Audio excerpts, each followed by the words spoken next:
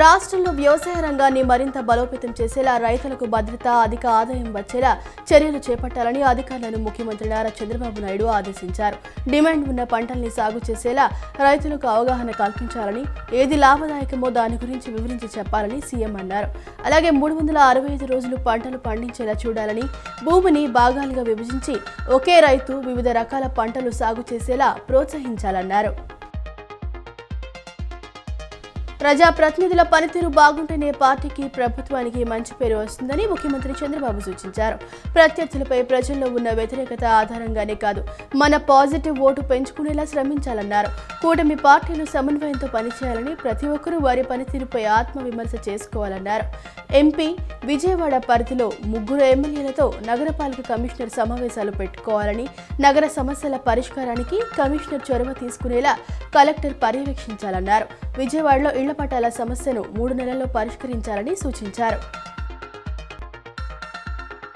ముఖ్యమంత్రి చంద్రబాబు ఆదేశాల మేరకు ప్రజా సమస్యల తక్షణ పరిష్కారానికి ప్రజా దర్బార్ కార్యక్రమం రాష్ట్ర వ్యాప్తంగా నిర్వహిస్తున్నట్లు మంత్రి కొల్లు రవీంద్ర చెప్పారు. ఎంఎస్ఎంఈల ద్వారా ఉపాధి అవకాశాలు కల్పించేలా చర్యలు తీసుకుంటామని చెప్పారు.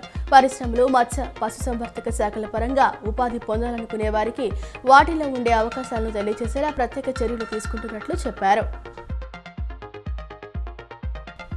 రామవరపాడు వంటి గ్రామాలను విజయవాడ మున్సిపల్ కార్పొరేషన్లో విలీనం చేస్తేనే తాగునీరు, పారిశుద్ధ్య సమస్యలకు శాశ్వత పరిష్కారం లభిస్తుందని ఎమ్మెల్యే యార్లగడ్డ వెంకటరావు తెలిపారు.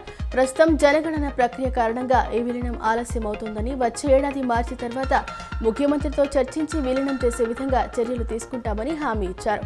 గ్రామ అభివృద్ధికి సంబంధించి పటేల్ నగర్, హనుమాన్ నగర్ ప్రాంతాల్లో సీసీ డ్రైన్ల నిర్మాణానికి 2.50 కోట్లు కేటాయించామని తెలిపారు. దేశ ప్రయోజనాలను ప్రధానంగా ఉంచుకుంటూనే సమాజంలోని ప్రతి వర్గాన్ని భాగస్వామ్యం చేస్తూ ముందుకు సాగే దృక్పథం సింగపూర్ అభివృద్ధికి పునాది అయిందని సింగపూర్ ప్రభుత్వ విధానాలపై పీఎంఓ మాజీ మంత్రి మిస్టర్ లిమ్ స్వీ సే మంత్రుల బృందానికి వివరించారు.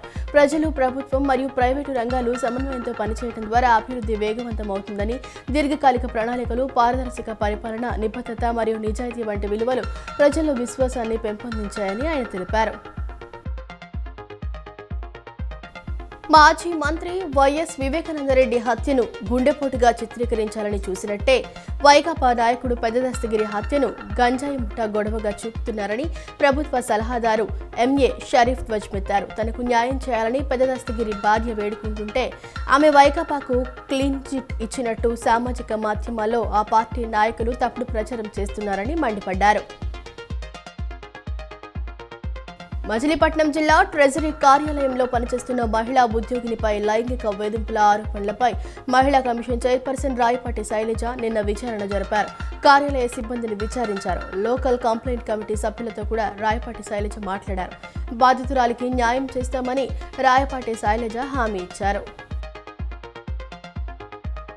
రాష్ట్రంలో పారిశ్రామిక వాతావరణాన్ని దెబ్బతీసే విధంగా మాజీ ముఖ్యమంత్రి జగన్ ఇటీవల చేసిన వ్యాఖ్యలు ఆంధ్రప్రదేశ్ అభివృద్ధికి ముప్పుగా మారుతున్నాయని రాజ్యసభ సభ్యులు సానా సతీష్ బాబు ఆందోళన వ్యక్తం చేశారు. గుంటూరు జిల్లా మంగళగిరిలోని టీడీపీ కార్యాలయాన్ని సందర్శించిన సందర్భంగా ఆయన మాట్లాడుతూ ప్రజలు అభివృద్ధిని కోరుకుంటున్నారని, ఎన్ని అడ్డంకులు వచ్చినా రాష్ట్ర పురోగతిని ఎవరూ ఆపలేరని ఆయన స్పష్టం చేశారు. దళితులపై జరుగుతున్న హింసకు బాధ్యులైన వారిని రక్షించే విధంగా వైఎస్ఆర్సీపీ వ్యవహరిస్తుందన్నారు.